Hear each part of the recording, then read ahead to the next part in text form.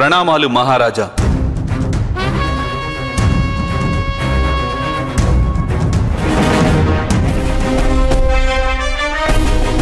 సేనాపతి, తక్షణమే సైన్యాన్ని సిద్ధం చేయి. ఆ మాయగాడు నాకు చేసిన పరాభవానికి రణరంగంలోనే ప్రత్యుత్తరం ఇవ్వగలను పితృదేవా. మనం వెంటనే విరాటంపై ఆక్రమణ చేద్దాం పితృదేవా, ఆక్రమణ చేద్దాం. ఇప్పటికీ నీవు ఆక్రమణకే కలలు కంటున్నావా యువరాజా? నీవు వాసుదేవుని బంధించాలని అంత మూర్ఖంగా ప్రయత్నించావే, ఆ క్షణాన్నే మన దౌర్బల్యం తెలిసింది సదా శాశ్వతంగా. నీ బుద్ధి మందగించుకుంటే నీవిప్పటికైనా వెళ్ళి క్షమాపణ అడుగు వాసుదేవుణ్ణి.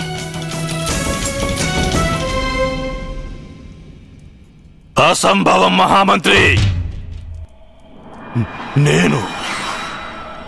నేను ఎవరిని క్షమాపణ కోరను మహామంత్రి, నేను క్షమాపణ కోరను.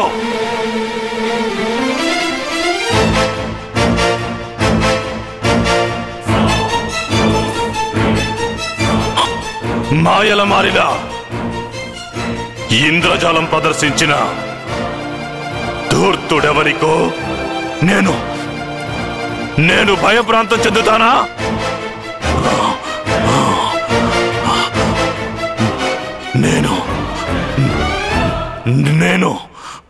నేను గొల్లవాని ప్రాణాలు హరిస్తాను. వాడు యుద్ధంలో శస్త్రాన్ని ఎత్తినా ఎత్తకున్నా నేను అవశ్యం ఆ గొల్లవాణ్ణి వధించగలను, వధిస్తాను ఆ గొల్లవాణ్ణి నేను. మిత్రమా, ఈ చలించిన స్థితిలో నిర్ణయం తీసుకోకు, శాంతంగా ఆలోచించు. నేను నీ ఒక సమర్థుడివని, శక్తిమంతుడవని భావించాను. ఇదేనా నీకున్న శక్తి? ఆ మాంత్రికుడు తన మాయను ప్రదర్శిస్తుంటే నువ్వే రక్షించగలిగావు. నన్ను ఏం చేశావు నువ్వు?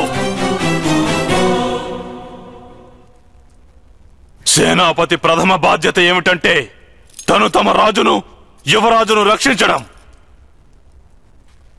కాని ఎవరు అబల అయిన స్త్రీ మాదిరిగా కూర్చున్నారు మీ సింహాసనంపై. మీరంతా దుర్బలులే, మీలో ఎవరికి సామర్థ్యం లేదు. భయపడిన వానరం కంటే పిరికివారు మీరేమీ చెయ్యలేరు. కానీ ఈ దుర్యోధనునికి ఎవరితోనూ అవసరం లేదు.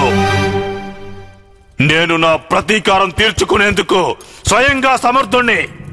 ప్రతీకారం తీర్చుకుంటాను. నేను సర్వ సమర్థుణ్ణి. దుర్యోధన మతి భ్రమించింది దుర్యోధనుడికి. ధృతరాష్ట్ర మహారాజా, ఆపు నీ పుత్రుణ్ణి, లేదంటే అనర్థం సృష్టించగలడు. మహారాజా, వాసుదేవుడు ఇప్పటికీ నగరంలోనే ఉన్నాడు. నా మందిరంలో కొంత సమయం విశ్రాంతి తీసుకుంటాడు. మహారాజా, మీరే స్వయంగా వెళ్లి వాసుదేవుని క్షమాపణ కోరండి. అగ్రజ, మీ అనుజునిపై ఈ అంతిమ కృప చూపండి అగ్రజ. అవసరం లేదు విదురా, అవసరం లేదు.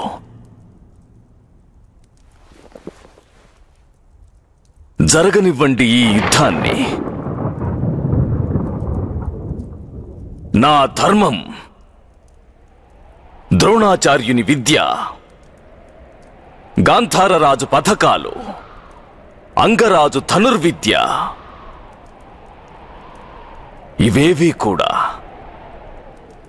ఇవేవీ కూడా మన కురువంశాన్ని ఇప్పుడు రక్షించలేవు.